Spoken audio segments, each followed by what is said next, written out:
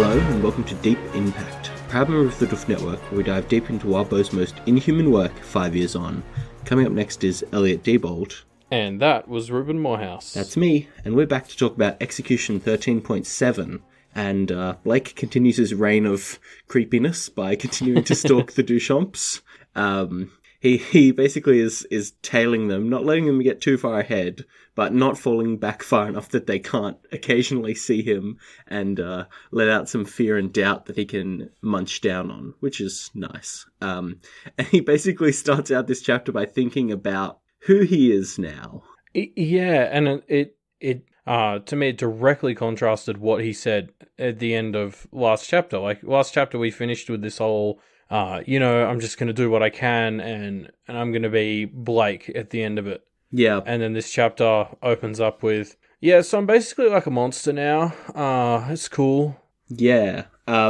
It's weird as well, because it's not, like, I could see it being, at the end of all this, I'm going to be Blake. And then the next chapter opens with him being like, okay, so these are the things that I'm being monstrous about. Let's try and work on them, blah, blah, blah. But that's totally not what it is. The language here... Like, he treats this as though monster is a neutral word, like just a state of being, not like a description that is used as a synonym for something being horrible. He is very kind of neutral in his language about describing himself, and seems to just be kind of like, yep, I'm a monster, but that's okay. That's just who I am. Yeah, it's very emotionless language. Like, it's just sort of descriptive. He's just sort of like, this is why I'm a monster, and this is what I'm doing, and this is how I think now. And it's just kind of like, this is just the state of things. There's no editorializing.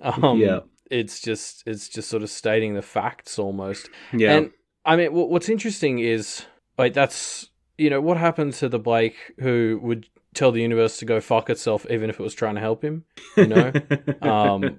Yeah, I don't know. He's long like, gone. This is, I mean, I guess I'm jumping ahead a bit, but we sort of later we dive into a bit more what emotional and psychological damage is doing to Blake emotionally and psychologically. And like, I'm just thinking here, recently he sort of suffered some defeats with this whole idea of breaking the system, and I almost wonder if this is a bit of a reflection of that. Like, that idea has kind of been broken in his mind and replaced with something more monstrous, which is just his acceptance of the fact of, this is my reality now. Which, unfortunately is sort of the exact opposite of what he was originally trying to do. Yeah. I don't know. Like, he seems to have fallen so far, and even these moments of self-awareness are not enough for him to, be able to pull himself back. It's so bizarre. It just feels like Blake is mostly gone, right? And it seems that he needs some like of his an emergency donation from Rose. Yeah, exactly. Humanity, Rose needs to inject him with some blood. Imagine telling someone in like Arc 10 that it's like, what Blake needs is an emergency humanity injection from Rose. Like, if you told me that in Arc 10, I would have been like, fuck off, you're an idiot. But here we are. Maybe he can call on that time he bled himself in the jail cell to get Rose back. Like, I'm sure he could use a bit of that from Rose. There's this moment where Evan basically treats Blake like he's a complete idiot, and it's kind of halfway between being the kind of joke that Evan would normally make and what I just described, but I can't help but reading it as Evan having lost some respect for Blake after how stupid things went in the last chapter for them. I completely agree. I think there's a number of times in this chapter where Evan seems to have kind of lost his patience for Blake's shit. Like, my favorite one is there's this moment where they're talking about feeling sure of yourself, and Green Eyes is like, being around you, Blake, it really makes me sure of myself. And Evan sort of looks at both of them, and then Blake's like, good. And Evan just like sighs, and I was just like, yeah, me too, Evan. Like, fucking hell. Like, I mean, you can just feel Evan just being like, oh, god damn it, you two. Blake was never good at the like emotional vulnerability and intimacy stuff, but even so, this is a bit of a fail even for him, right? Yeah, there's a number of them this chapter. So Blake basically goes from reflecting on how monstrous he has become to chiding Green Eyes for being too eager to be as monstrous as he is. Yeah, I mean, God, speaking of, I just want to read out this paragraph where he describes how he feels about Green Eyes. But what I'm going to do is I'm going to switch around the names and the pronouns, and you tell me that this just isn't spot on. So, by all rights, I should have been annoyed. I had concerns about Blake Thorburn that went beyond the fact that he openly talked about murdering people. He was impulsive, and that wasn't just a problem in terms of the risk it posed to him, but it was a problem in the risk it posed to his victims. Yeah. It's 100% spot on. So much so that if you had said to me that was actually a quote from Arc 8, it wasn't actually from this chapter, I wouldn't have been able to tell the difference. Yeah, it's insane. Like, yes, objectively he's warning them about the benevolent, so good, that's good, share knowledge, of course, but he's so on his high horse, like, it's so ridiculous. I mean, he's got to be projecting, right? Like, that's my explanation sort of for what's going on here is he's just sort of done this internal account of where he is, and he isn't quite at the point where he can be self-aware about it. And kind of the closest he does is look at Green Eyes and see the same thing and think, oh, that's not okay. And so this is a weirdly optimistic read that I'm taking where it's just sort of like there's that part of him that's still like, this isn't okay, but all that part can do right now is project those feelings externally. Yeah, and I would be more willing to get on board with that if that hadn't already happened a lot with the way he interacted with Rose. Like, I'm sure we've said this thing multiple times where he criticizes Rose for things that they both do because they're so alike, and that's been a theme throughout this entire story, and he hasn't learned from it. So I can't get behind saying, well, yes, he's trying to, solve himself by using Green Eyes as a mirror, because that just hasn't worked for him in the past. No, but it means it's more likely that is just what he's doing. He just doesn't realize it. Yeah, true. But that's not helpful, I guess. No, that's fair. So Green Eyes comes back with some pretty good clapbacks. She basically asks him whether he trusts himself, and he can't answer it, of course, but he doesn't kind of stop and think, hey, maybe I should investigate my lack of being able to answer whether I can trust myself here. He kind of works his way around to talking himself into being able to trust himself. Yeah.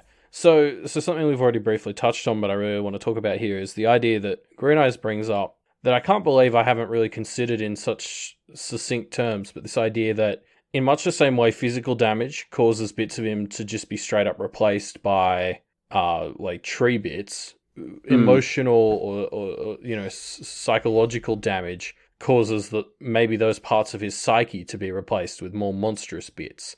And like we've known there was a link between, his emotional damage and his turning monstrous ever since, he had like the tattoos creeping, like when he suffered, I think it was when he got trapped in the mirror by Rose. But I'd never considered that angle to it. I knew he was taking damage and it was making him more monstrous, but I hadn't considered that piecemeal bits of his psyche might be starting to be more replaced in much the same way his body was, I guess. Yeah, and this kind of explains the turning point of the vision in the abyss really seemed like it was the point where Blake went full-on psychopath, right?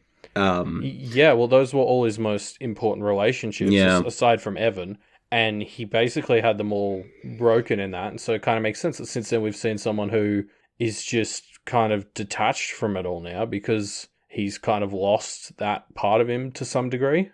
Yeah, and that part of him presumably has been filled in by some abyss spirits, so of course he's getting more and more monstrous. Yeah, exactly. So this just made something click for me that somehow I'd been missing, and I was like, oh, this is such a great explanation for everything we've been seeing for so long. Yeah, it's good, isn't it? I also love the bit where Blake is sort of wondering like why Green Eyes always wants to have these chats with him during the more like deadly and stressful times, and he sort of notices that he does it at the end of the chapter as well. I'm interested to see where this goes. Like my sort of simple explanation for it right now would be like when they're in dangerous situations like that, the abyss is putting less pressure on them because they're already in the dangerous situation, so they're more themselves. Yeah. I'm not super confident in that read, but it could be. No, I like that because there's bits later on where It seems as though when they're under pressure, Green Eyes and Blake and Evan all work together and are like actively more considerate of each other, more so than in these calmer times. So I can kind of see that also being a point in the favor of what you just said, that they actually are the most themselves when the Abyss lets up, which is when they're in a fight for the death. Yeah, which, I mean, I can't believe we're having to say this to Blake, but you should get more fights. So you Yeah, can I know, enjoy right? yourself. Just fight your way back to normal. No, but I mean, just after our conversation in the last episode and reading this chapter, I'm really starting to lose any hope that Blake is going to have this moment of revelation where he like, I didn't think he was ever going to become his old self again, but I thought he'd maybe level out or find some path back in some way, shape, or form. I just don't know if that's going to be true anymore. I'm kind of, as I said, I'm kind of hoping he can get some Rose donations. But I think if it's going to happen now, it's almost certainly going to have to be external. I'm just struggling to see how the Blake that we're dealing with right now comes to this realization himself. Yeah. Even if he loses someone like Evan, which I would have thought would be a wake-up call at any point in the story. Yeah, it doesn't seem super likely that it's going to happen, eh? We'll see, though. It could. So Blake is kind of thinking about Green Eyes and being worried about her behavior, etc., when he notices up ahead that the Duchamps are acting strangely. And he notices, his spider senses tingle, and he sees some stuff going on up ahead. Yeah, I mean, basically they just leave him and his friends a nice little puzzle box. It's a present. It's a gift. Yeah. I want to point out this thing I noticed this chapter, where there's a few times where Blake just kind of ignores Green Eyes and Evan. I'm going to read out a few of these examples. So there's one where Green Eyes is asking about going around the box instead, and she says, "Are we sure it wouldn't be faster to go around?" Green Eyes asked. "I'm pretty sure I can keep up if you don't go quite as fast as you did before." And the next line is, "Smaller symbols seem to point inward if I had to guess," I said. I don't recognize the language. So he just completely ignores her. And there's another one where Evan asks, "What's that game where you build the tower and pull out the pieces?" And Blake says, "It collapses then," I said. "It's built to break," which is kind of a response to what Evan said, but not really. It's the next step of logic, but it in no way acknowledges Evan's contribution. Yes. To the I agree. He's very not even dismissive. You're right. He just sort of ignores them multiple times. Like he never even acknowledges their concerns. He just sort of moves on with whatever he wants to do in these bits. Yeah. It's disrespectful, right? It shows a fundamental lack of respect for Green Eyes and Evan, I think. It very much feels like a continuation of what we've been seeing from last chapter, except now obviously things are a bit calmer. And this is, like his disregard for Evan with just sort of using him as a club last chapter was how this was expressed in the thick of the fight. This is how it is expressed in a calmer situation is sort of how I'm seeing it. Yeah. Which isn't great. But we see that they connect a bit more during the fights. So again, get back to fighting. It clearly works for you. So Blake eventually finds an angle to approach this diagram and goes up to the growling box in the center and introduces himself to it. I mean, to be fair though, Evan does the heavy lifting here. This thing has it doesn't want to have anything to do with Blake. It basically only really answers most questions at the start when Evan gets involved, which I thought was a nice touch. We finally found an other who puts Evan on the pedestal he deserves. Yeah, finally another that treats Evan with some respect.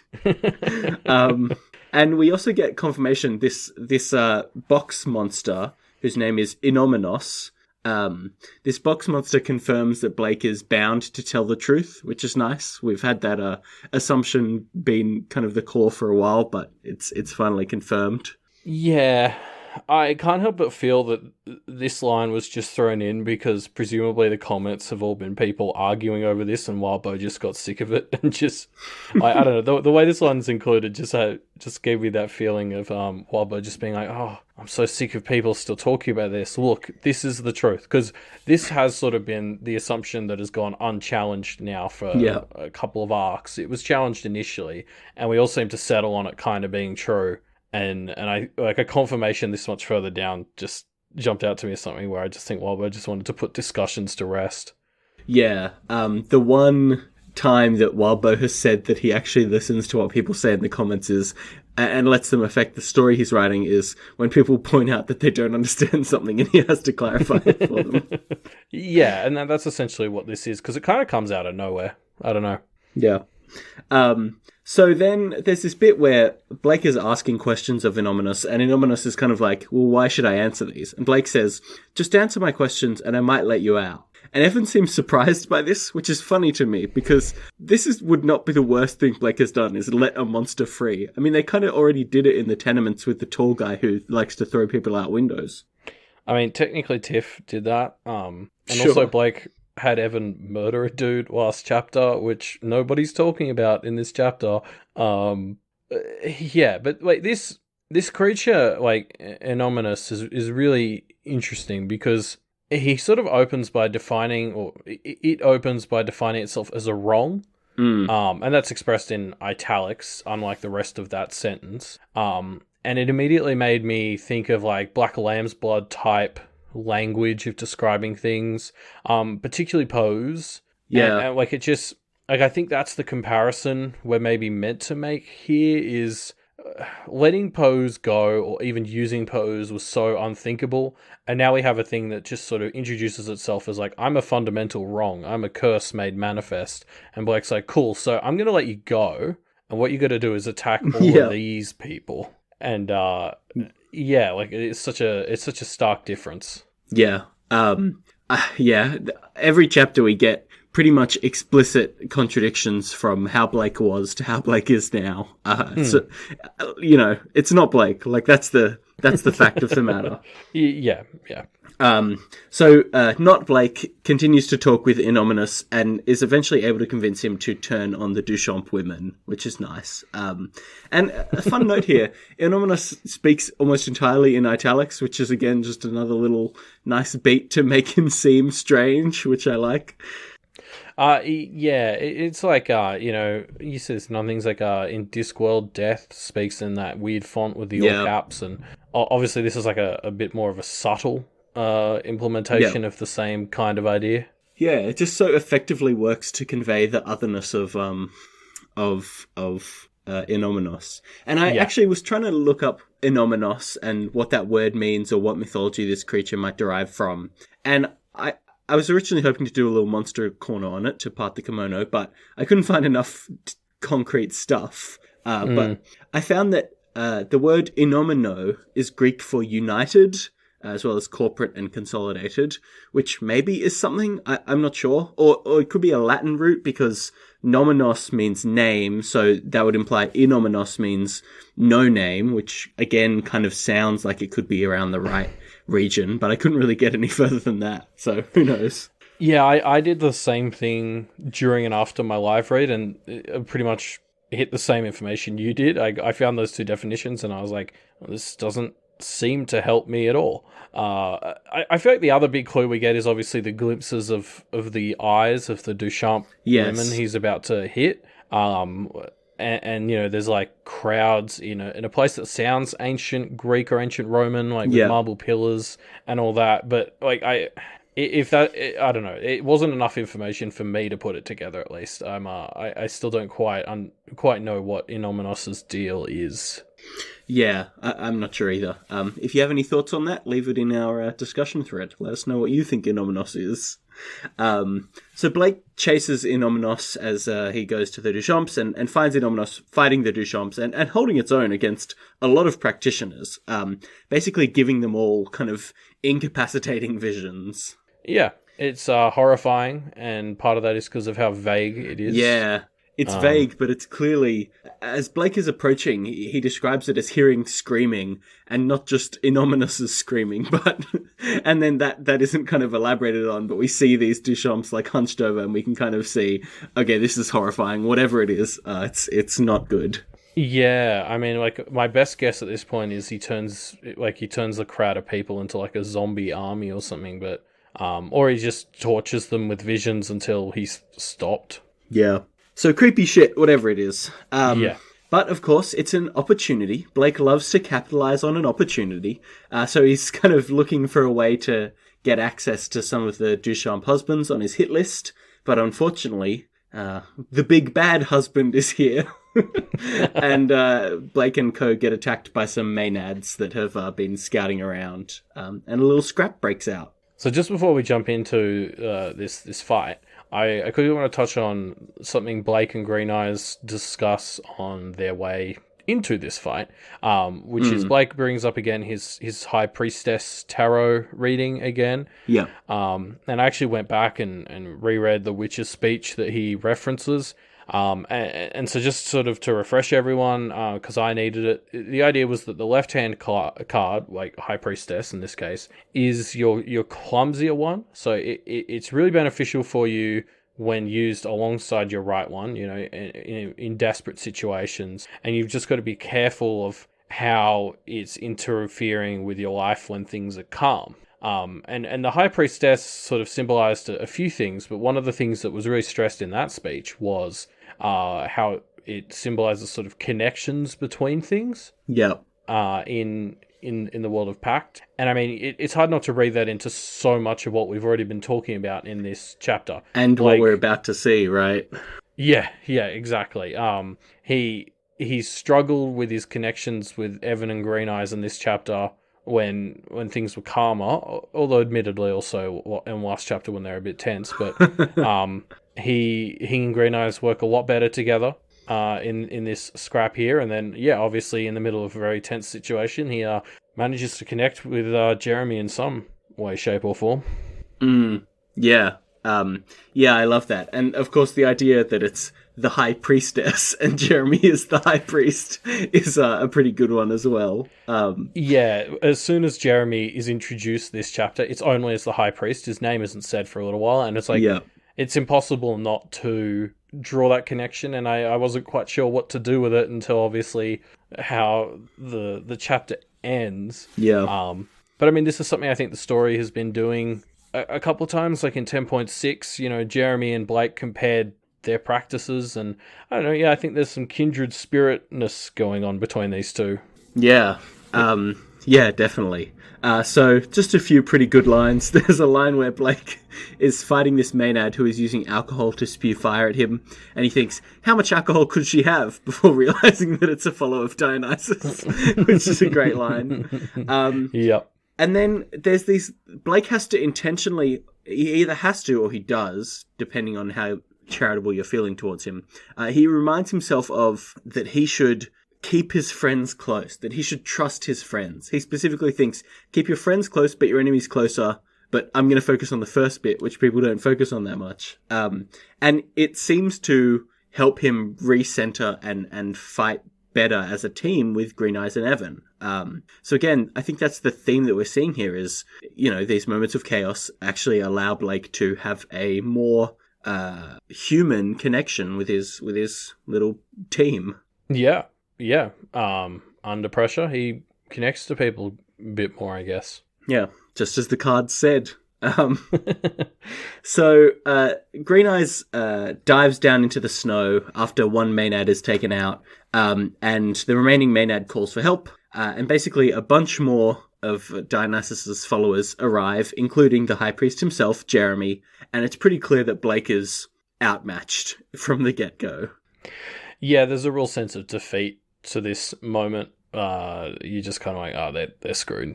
Yeah, Jeremy throws out the old, it'll just take one word and then you'll be dead line again. And you feel the tone shift, right? Like, against the Maenads, it's scrappy, but there's hope.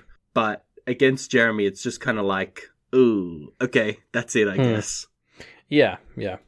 I do absolutely love Jeremy, though. Like, the less I like Blake, seeing Jeremy again makes me feel like, well, I just want Jeremy to be the protagonist. It was kind of crazy how quickly I got back on board with liking Jeremy the second he came back into the scene. I was just like, this guy's just great. Yeah, I mean, it kind of reminds me of Fell as well, right? And original Blake. It's like a smart person with a good heart who's just been dealt a shitty hand in a lot of ways. Like, that's Blake, that's Jeremy, that's who Fell was. And it's... I just love that archetype, and as Blake drifts further and further away from it, I want a protagonist who fits it more. Yeah. So before Jeremy kills Blake, he kind of explains what he's doing. They get into a bit of a not a monologue, because it's two of them, but, a dialogue. And he explains what he's doing and why he's doing what he's doing and why he feels justified. Yeah, so I mean, obviously he opens with this idea that he has no plans to attack Blake's friends. He just wants to banish them from town. And it's like, shame he didn't lead with this yesterday. I think it was yesterday. Yeah, six arcs ago. That's, yesterday. Yeah. This information would have been a lot more successful 24 hours ago. Yeah. It's interesting that Blake gets caught in this conversation. Maybe he is just stalling initially, but he doesn't know that this convincing was going to work, right? Like Jeremy expresses some kind of appreciation for the murder spree Blake has been on, and Blake is obviously surprised by this. Yeah. I mean, I just find it quite interesting in general how both of them immediately sort of open up and try to explain themselves. Like, neither of them really needs to. Actually, that's not true. Blake needs to explain himself to everyone right now. Yeah. But, it is interesting. They both sort of immediately feel this need to justify their actions to the other one.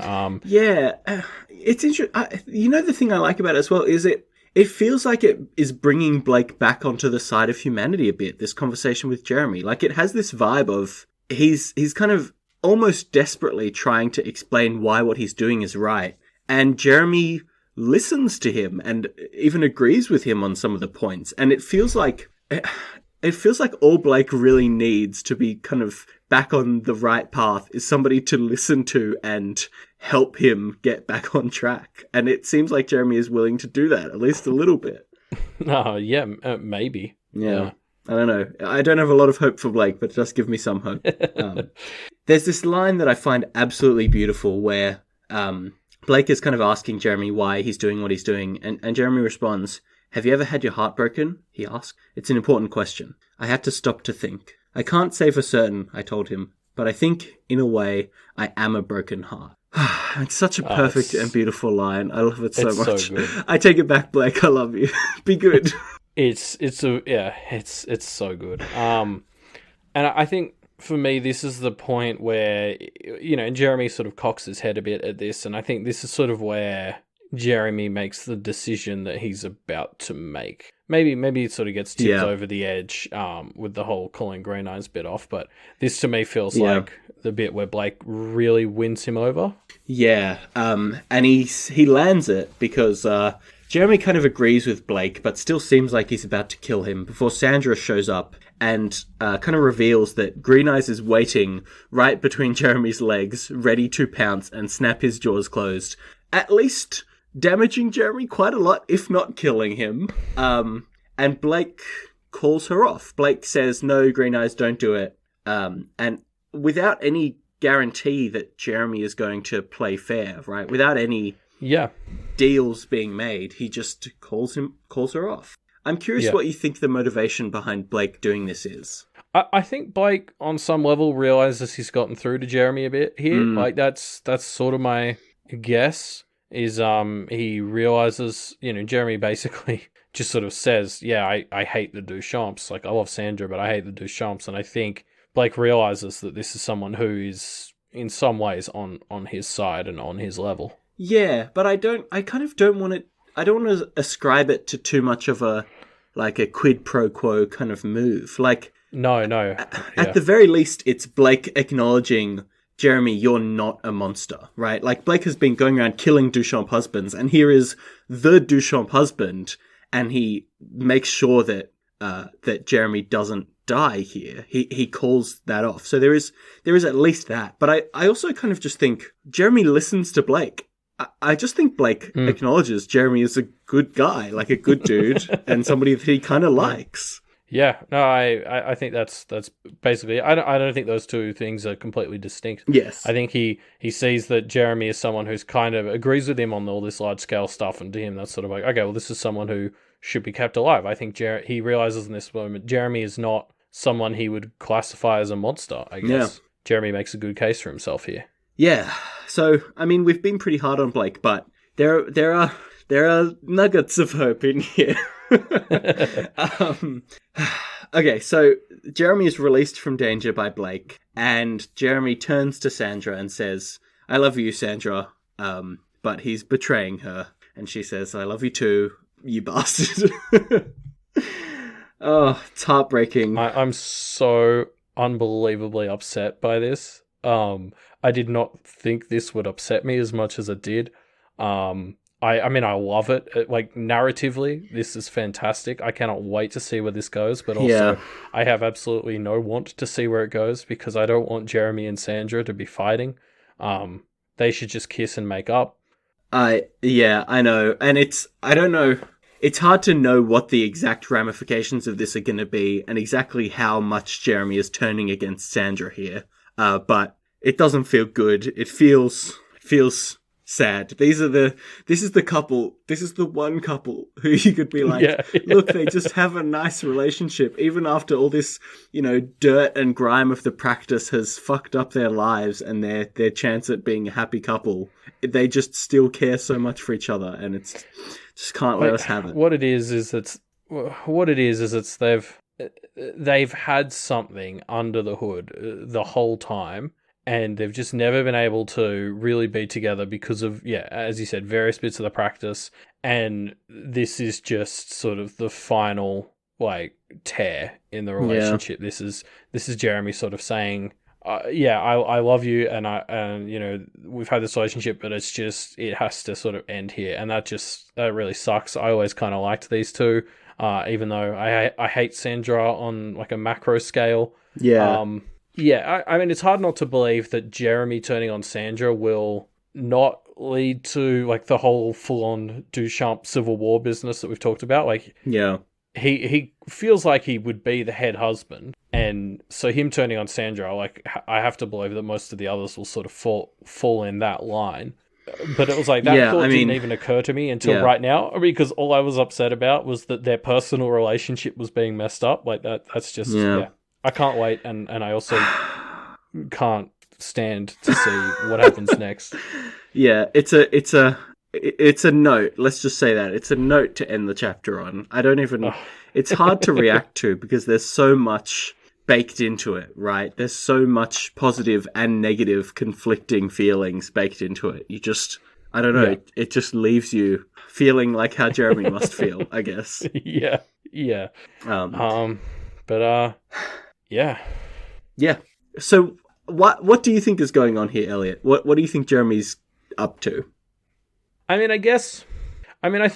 as we touched on, I think he just agrees with Blake. And to answer this, I sort of went back and skimmed his whole interlude, and it was interesting seeing it in light of this reveal. I think I just got this impression towards the end of his interlude, which is when he was meeting up with Sandra and organizing to go against the Thorburns.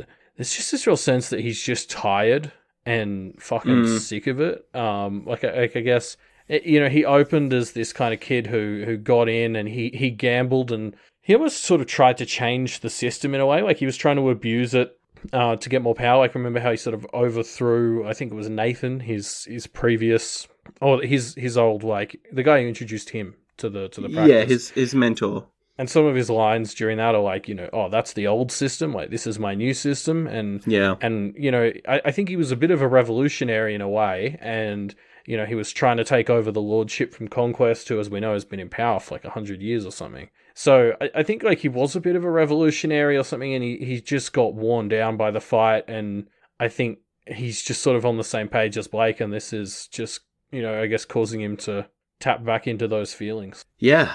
But hopefully he'll just explain it to Sandra next chapter. Yeah. So he's back on Team Revolution, I suppose. I hope. That'd be nice. We'll see. We'll have to see next chapter, because that's the end of Execution 13.7. But before we go, let's take a look at what people were saying 5 years ago when this chapter first came out by diving into some of these comments. Elliot, do you want to pick one out first? Yeah, sure. So I grabbed just a short little one from Mark. And Mark just points out Dionysus was never happy that Jeremy married Sandra. And so while he might be getting a bit of a karma hit by turning on her, Well, we know that these Greek gods and Roman gods sure do love their tragedies, and what's more tragic than Jeremy turning on Sandra? So I hate that.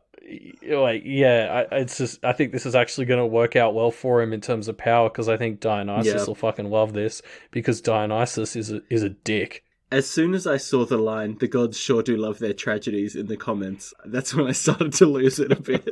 Like, it frustrates me so much that this is happening to Jeremy. Yeah. So what have you got? I put out a comment. It was kind of a thread. There were a few people contributing to it, but I think the main gist of it comes across through Nick012000, but there were others there as well. That's my favourite, Nick. They're basically talking about Innomenos and whether Innomenos is a demon or not, and what kind of constitutes a demon. And it's basically a bit of interesting discussion with some fan theorizing, but a lot of references to the text as well. Discussion on what a demon actually is, and whether Innomenos counts as a demon or not. He's kind of this living embodiment of a curse. There's discussion about whether demons can be man-made or not, or whether they have to be carved from man, stuff like this. It's worth a read. Very interesting. I'd recommend going and finding that thread. It was good stuff. Yeah, I agree. I think, if anything, this thread just sort of proved something we've talked about, which is this idea of making demons so special in this world as something that's worse than everything else is kind of bullshit, because there's a big discussion here about how they're different from other things. Like, some people are like, oh, he's, Anomenos is just similar to Corvidae, and other people are like, well, that's kind of the same thing as demon. It's like, well, mate, are they all the same thing as a demon? It's like, exactly. I agree. There were some really interesting points made at various bits in this thread. It was really fun to kind of go through everyone's sourcing. Yeah. So go check it out. But that's the end of our discussion on Execution 13.7. Thanks for joining us, folks. If you want to leave us your thoughts on this chapter, Jeremy's crazy decision, or whether Blake is redeemable or not, the best place to do that is in our discussion thread, which we linked in the episode description down below. Yes. So don't forget to answer the discussion question there, which is, the world of Pact is a world of systems. Games are also things of systems. Which parts of Pact would make for good games/video games? Yeah. Leave your answers there. We'll be getting to those in 2 episodes' time, in the episode that comes out on Monday. But before then, there's still time to leave us a review on your review platform of choice. Apple Podcasts, Stitcher. Can you do Spotify reviews? Give it a good old thumbs up on Spotify, maybe. It would be helpful to help new people discover the show and jump in right at this point, which is probably the worst point to jump in. But still do it. Still get behind it. And if you're sick of waiting for these episodes because they don't come out close enough to each other, you can get more Pact isms on our Twitter, MediaMD Podcast, where I do my live reads in between the episodes. So that way you won't have to wait so long for new episodes. Yep, and maybe we'll post a Pact-related meme or two every so often. No guarantees.